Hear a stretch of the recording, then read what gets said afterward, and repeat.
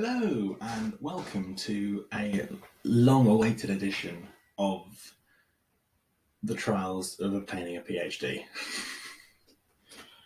I'm your host Rory, and it's been a long time since I've done one of these.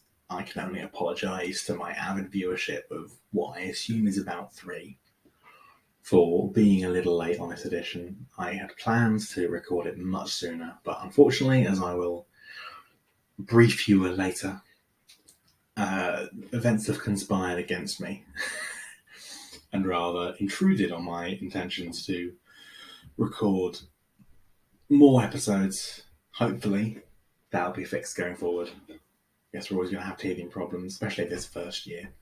But nonetheless, on with the show. So, updates. The big one, as you'll have seen, is that I'm not sitting in my old office. I'm sitting in my new office because we have a new house. And it's lovely. It's a little bit further southeast of Leeds than maybe I would have liked. It makes commuting to the university rather a pain. But, and this is the keeper, it ticks almost every box for us. It gives some space for the DIY stuff, which we now need, of course. We've got more space generally. We've got a better division of office space, and we also have a really nice garden. So what can you do really at that point? It's a lovely house. The office is really nice. I'm happy with it, as you can see. Things, I have it. It's, say, not the biggest, but because we can now use the walls for shelving, I've got shelves there. I have assorted stuff there. It's all what I needed it to be. And that's the best way of saying it. It's what we need it to be. I also have some other news which hopefully won't stop me getting jobs, which is the ink, as you will have seen. I'm sure people on Twitter are aware that I've had, but I realised I haven't updated this since I got this done back in January.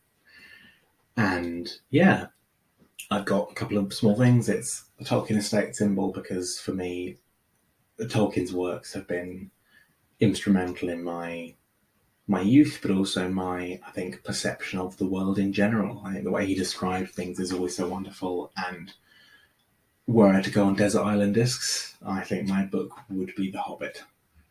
It's a wonderful book, it really is. It's a wonderful story. It's a story really well told. That's just me. Don't listen to me.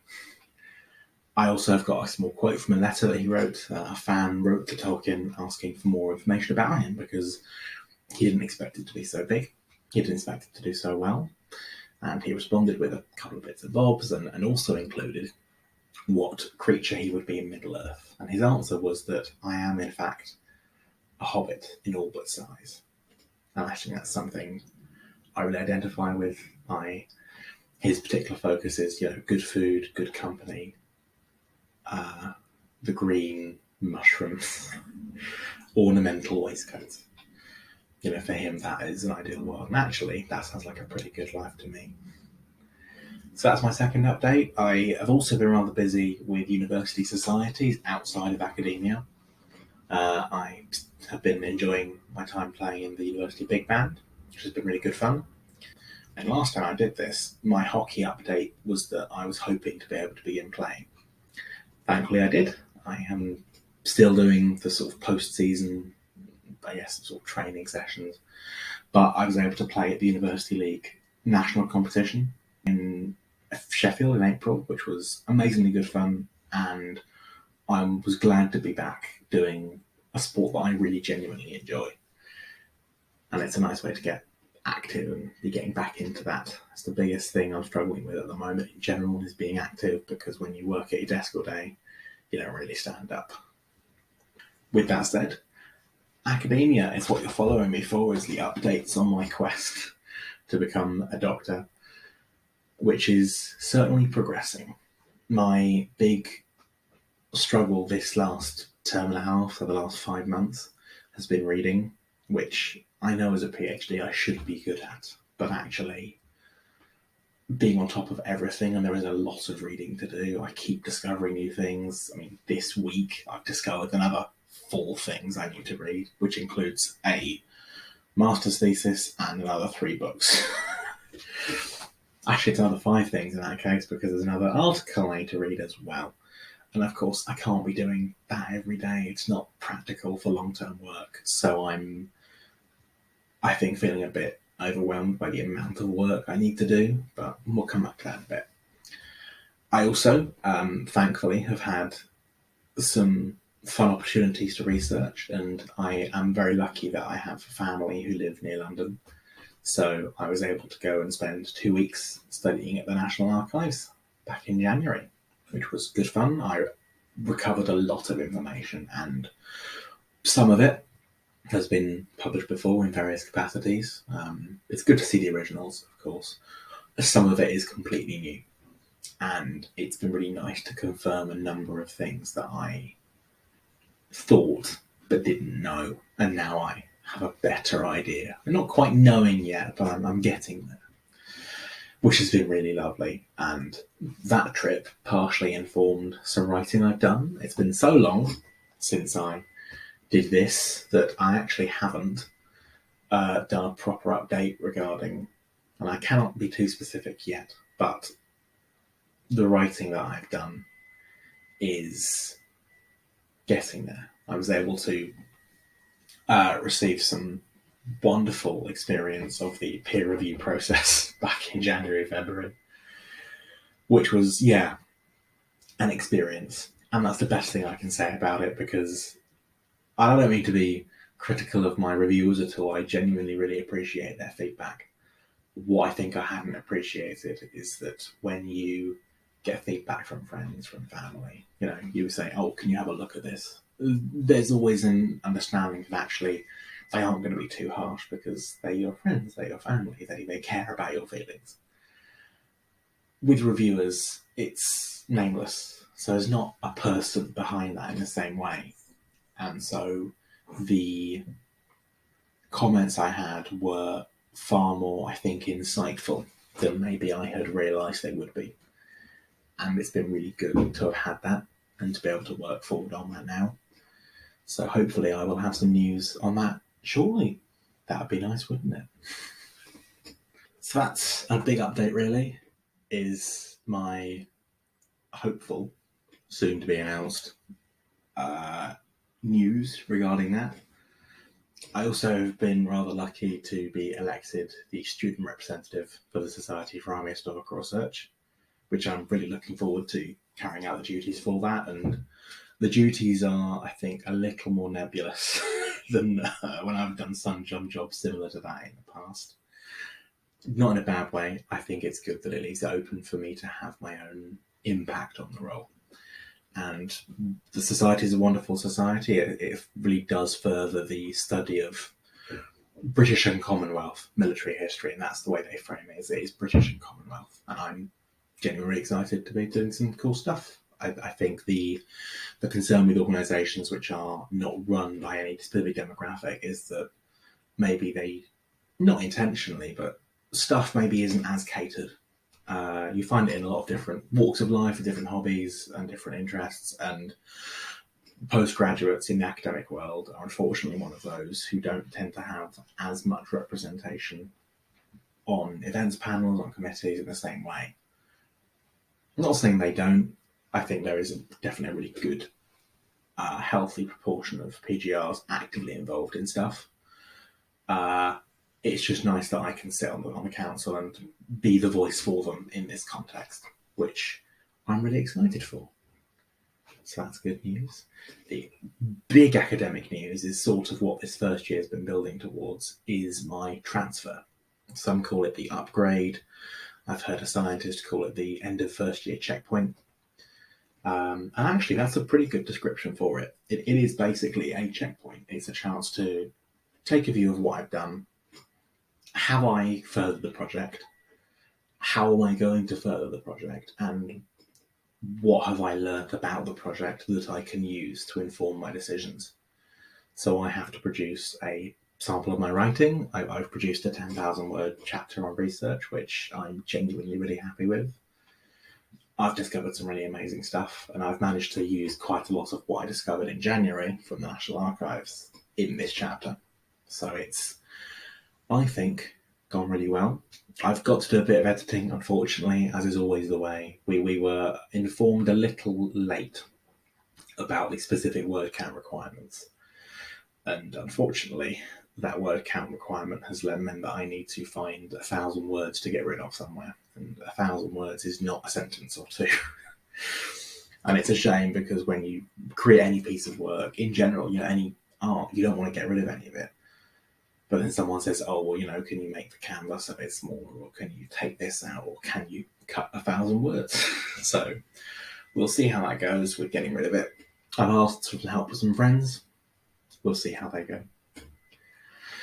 I also have to do a chapter plan and a structure for sort of how I think the rest of the PhD is going to go. Time-wise, I have had to do a reflection. I also have to then speak to two of the department. They form a small panel, they have a look at what I presented, and they decide whether I should be allowed to continue. And they're both lovely. I'm sure it'll be fine. My supervisor has been very, very encouraging. I'm very aware that there is a lot still to do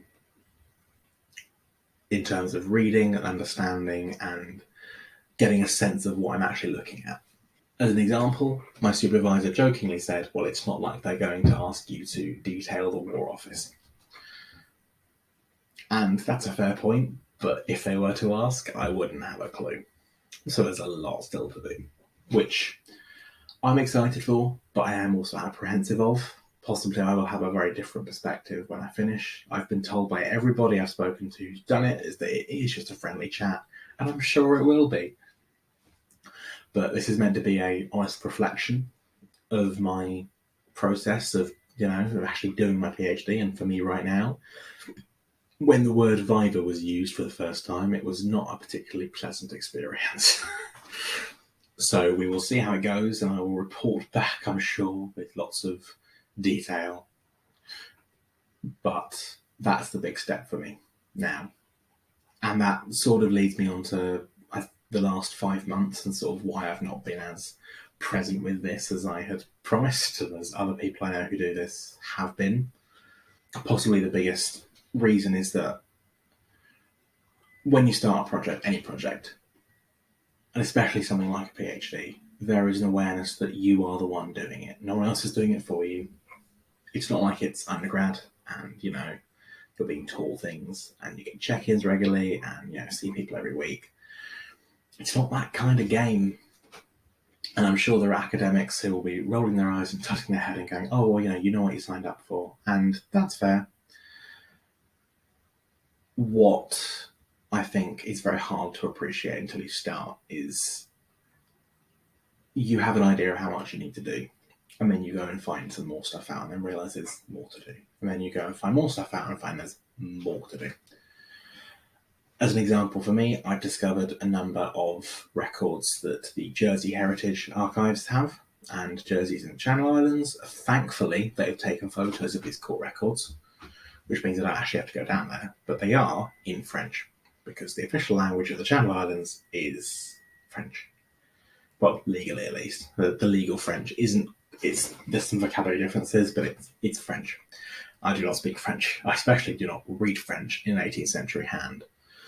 I thankfully got a friend who's volunteered to do that for me, to do the translation bit for me. But that still means doing it, and this will hopefully be a wonderful resource. But there's 25 of them, 30 of them. I can't do all of them. That's just not realistic. So instead, I'm having to cut down what I wanted to do to be able to include everything, which is frustrating. But it also means that the last 5 months I've begun to feel more overwhelmed. I mean, I spent 2 weeks at the National Archives. I spent 3 months translating and transcribing, and I'm nowhere near done. This is a shout out to Phil Bull, who has recently tweeted about this actually, at Hindustan, that you can spend months, weeks working on something, on archival material, and stop and go, okay, I've done this much. And you realise it's nowhere near enough. You've scratched the surface of what's actually there. And I'm very aware that for a lot of what I want to look at, that's what's going to have to be. Because the alternative is that I don't get everything looked at I want to. And so the judgments I want to make, I won't be able to make in the same way, which is frustrating. The other, I think, big challenge I maybe had, again, been told about, but it's very hard to know exactly how much it's going to apply to you, is that when you do your research, it's your research. No one else is involved. And so I can't really talk to anyone about it in the same way. My supervisor, he has an understanding, sure. My partner, she's with me. She gets exposed to this stuff by by osmosis. She's near enough to me. She gets loaded with stuff, so she has a bit of an idea. But I'm the only one who really understands it. Which means that when I want to talk to people from the outside world, the encouragement comes from a different place. So this weekend, I was seeing some family friends, and they're all very positive and all very lovely and very, supportive in their comments. And, we believe in you, you've got this, which is wonderful to hear. But I don't think anything you do can prepare you for the fact that you are the only one doing this. And not to say anyone's being disingenuous, because there is genuine support from there. But the only people I know who've been through this are people with PhDs. And so I think it is one of those weird quirks where you get into a very exclusive club of people who have project managed themselves in this way, have been on the same deadlines, have been on the same pressures, who've been aware of the same larger questions about career and about state of research and engagement, historiography, and all these buzzwords and all this stuff that no one else really gets unless they've done it. When I was last year working at the job centre, I had a chap come onto my caseload who'd just finished his master's degree in advanced sciencey stuff. I don't want to be too specific, for obvious reasons. But he just finished his master's and he'd come out and had been told throughout his whole university career, you'll get a job, you'll be fine. And he finished and was stuck, and no one was hiring. It was, of course, middle of COVID. No one was looking for him, and he was trying, but he couldn't. And he applied to Universal Credit, and my colleague had said to me, genuinely, you're the only person here I know who I would feel comfortable working with him, because you're the only one who's been where he's been. I sat down with him and he explained the situation, and I turned around to him and said, this is my situation. And his response was, you're the first person I believed who said they know where I am and that they understand the challenges that face me. And that's because I was the only one. And so I don't want to belabor the point too much, but for people who are doing any major project, there's always going to be a sense that you're in this alone because no one properly gets it. And I guarantee you're not in there alone. This last 5 months has been really tough mentally. Processing archive material is very draining mentally. Being in archives, in quiet rooms, focusing on your one thing takes a lot out of you. And of course, physically, you're either sat at a desk or standing up, hunched over. It's not physically the easiest thing in the world. And of course, there's all the travelling and the rest of it. But you're not in this alone. It can be draining, you can be busy, you can be tired, but there is a world of people who are going through that same thing. And I think that's been the biggest lesson of the last 5 months, is that people on my course are also going through this. It's not just me. And that's been a really reassuring thing to have. Because I spoke to a fellow student recently, and he'd having a chat about sort of the state of our transfer processes, and he said, I've done this, and I said, I've not done this yet. He went, no, that's fair enough. And we both shared that moment of realising that, and we did say at the end, it's not just me going through this. There is a need for community in the postgraduate world where people can be reminded that there are friends there for them. There are people wanting to be supportive. And I know that I'm very early days yet, and I'm sure this will become infinitely more stressful in the coming years. But I've done really badly the last 5 months. And so being reminded by a couple of people that everyone is doing this. You're not on your own. And when you bring your struggles to friends, they can be there for you. So that's my lesson for the last 5 months and for this episode, is that no matter how tough this is going to get for me, is that there are people there. And even if they don't understand what I'm going through, they can still be there as friends. So it's hopefully quite a positive note to end on. They're very much up and down. There's been some good news so far, and I'm really excited for the rest of this year. I'm hoping that we can get this going more regularly because I'd like to be able to update people on my progress. I also want to actually do a proper session on what I'm looking at, because I've mentioned bits and bobs, and you can see from my shelf there's a whole bunch of stuff about 18th century Scotland. So that's a hint. But I will, at some point next month, put together a vlog about what my research is actually on, what it is I'm looking at, and why I think it's interesting and important. Which I think is the important bit of this, is being able to justify, why is it I'm taking government money to sit in some libraries and write about stuff. So that'll be good. I also, thankfully, this year I've got some really fun news about trips. I've just finished booking a couple of them. My first big research trip since London is going to be going to Scotland for 5 weeks, because given I'm looking at Scotland, a lot of stuff is in family archives across the whole nation.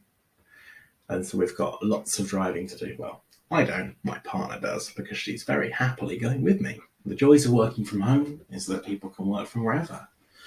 And so she's able to take time to work from wherever it is we are for my archives, and she can then spend the day working. So she doesn't lose any pay, but we still get to go and explore a bit together. So it should be a fun trip. I'm also hopefully going to Dublin next February. That's now been booked and mostly paid for. We'll see how that goes. In the meantime, the next couple of months are going to be busy with my transfer process, so I will try and keep these reasonably scheduled so that you guys can be filled in and bring any questions. And yeah, I feel like I'm not really sure who these are for. These are partly for me, partly for academics, and partly for PhDs. Hopefully some of what I've said has struck a chord. If it has, would be really great to hear from people. I feel like I waffle on a lot into the ether. But hopefully some of what I've said has resonated for some people. And yeah, I shall leave you to your day. I shall attempt to get one of these done next month. And in the meantime, remember that whatever project you're on, you got this. Just like I got this. It'll all be fine, I promise.